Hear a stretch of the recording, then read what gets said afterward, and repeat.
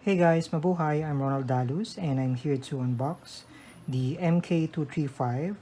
This is the wireless keyboard and mouse from Logitech. The reason for me in buying this is that hindi ako masyadong comfortable in using the keyboard nung laptop ko. For me, mas gusto ko pa rin yung pinaka-traditional or the standard full keyboard ng isang desktop. That's why I decided to buy this one. Actually, this is the first time na bumili ako ng wireless keyboard and mouse.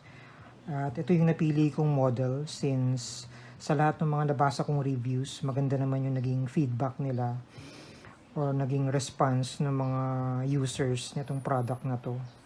And at the same time, hindi rin siya ganun kamahal. At maganda rin naman yung brand since Logitech, well-known naman siya sa mga ganitong klaseng product. So, yun yung naging deciding factor ko. Pero marami pa siyang bundles ng keyboard and mouse bukod dito sa MK235. Pero ito talaga yung napili ko since pasok talaga siya sa budget ko. At the same time, maganda yung mga naging reviews niya. Yung price nitong product nito is around 1,399 and nabili ko siya sa SM Cyberzone. Bali yung store is Micro Valley. Pagpunta kayo doon, marami pang iba't ibang bundles ng keyboard and mouse from Logitech. Kumbaga, pili na lang kayo doon kung ano yung tingin yung mas okay sa inyo. For me, itong model na to okay na rin sa akin, and gaya ng nasabi ko, okay na rin siya sa akin for the price. Before we do the unboxing, check muna natin yung pinaka box nung keyboard and mouse. So as you can see here, ito yung pinaka model number niya, MK235, and it says here durable, simple, wireless. So yan yung pinaka actual na itsura ng pinaka keyboard and mouse. And then ito yung pinaka receiver. Ito yung mismo actual mouse. Ito yung pinaka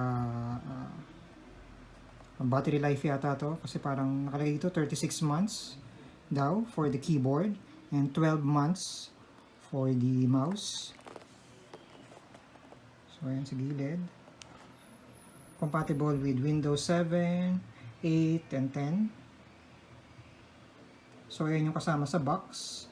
Meron siyang keyboard, mouse, receiver. Bali yung sa keyboard, kailangan niya ng dalawang AAA battery, and for the mouse, kailangan niya ng isang AA battery. So yun yung kasama sa pinaka-package. So ayan, nakalagay sa kanya is long-lasting batteries, 36 months for the keyboard, 12 months for the mouse, battery life niya, built to last. Bali may spill resistant design din siya. Yan. Simple, reliable, wireless. And then for the keyboard, meron siyang low profile keys, adjustable keyboard height, 2.4 GHz, wireless 10 meters. Yan. Mayroong wireless encryption, nano USB receiver. Para sa keyboard yun. And for the mouse, may on and off power button siya. Bali yung keyboard, wala siyang on and off power button. Bali yung mouse lang. And meron siyang advanced optical tracking daw. And 2.4 wireless, 10 meters. So ayun guys, let's do the unboxing. Let's go ahead at cut na natin yung mismong seal.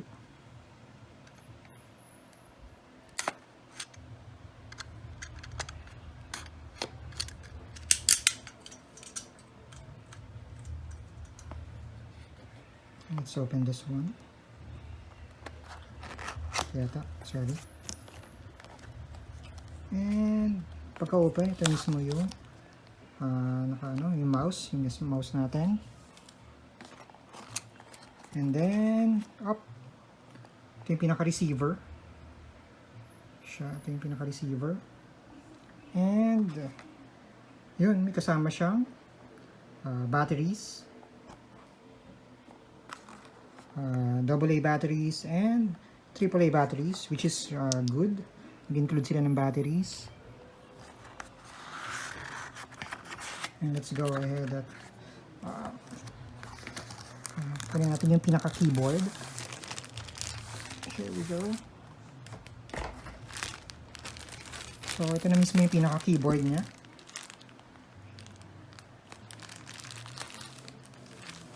So, as you can see, ito yung mga kasama sa package. Keyboard, mouse, AA batteries na isa for the mouse, and taas natin ng konti.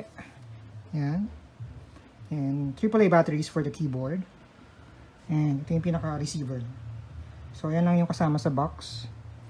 And then, tetest ko na rin siya para makita ko kung ano yung pinaka actual performance niya pagka kinabit ko na siya sa laptop ko.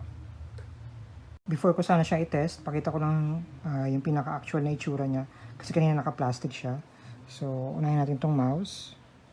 So, ito yung pinaka-itsura niya. Actually, magaan lang din siya at as you can see, simple lang din yung pinaka-design niya.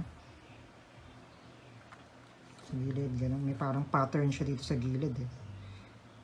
So, ayan. Simple lang din.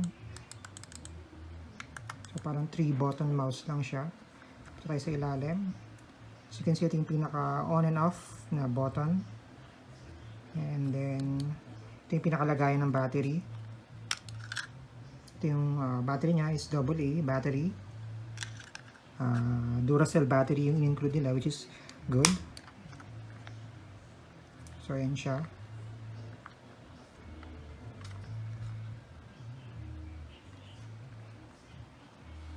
Yan, ito yung pinaka-receiver. Medyo nakalagay lang yan, Logi. Medyo hindi masyado nakikita sa camera, pero yun siya. Receiver. And then, here's the keyboard. Na mismong keyboard. So,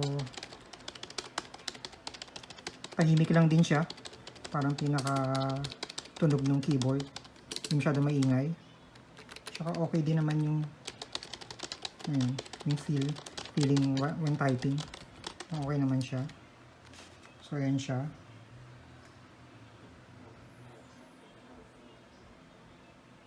So, punta tayo sa likod. So, ayan. Ito yung lagayan ng battery. Dalawang AAA batteries.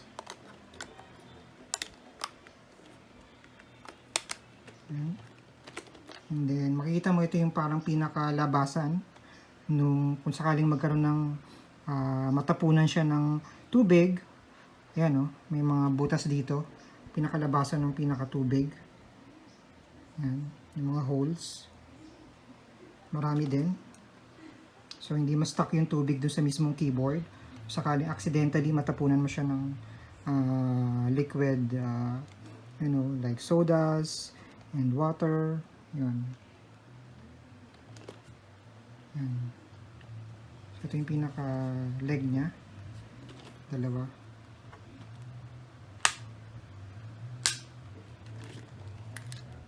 So, yan. So, I'll go ahead at itetest ko na siya. Pakita ko na rin sa inyo kung ano yung pinaka-actual na itsura niya pagka na-hook up po na siya sa laptop ko. So, ito na natin siya, guys.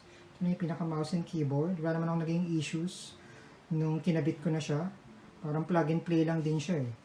Pagkatapos yung ikabit yung pinaka-receiver, na-recognize na kagad ng laptop ko yung pinaka-keyboard and mouse. Wala namang masyadong naging problema. And then, mag-open din ako ng notepad just to test yung pinaka-accuracy ng pinaka-keyboard. Kung meron ba siyang lag or any issues or any delays while using this one. So, ayun. Test na natin yung pinaka-keyboard.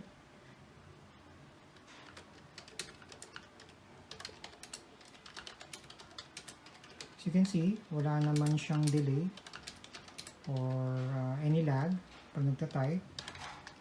And then, hindi rin siya maingay pagka nagta-type ka. Then at the same time, malambot din yung pinaka-buttons niya, na keypad niya. Hindi rin siya madaling, hindi rin mahirap din mag-type yun sa pinaka-keyboard.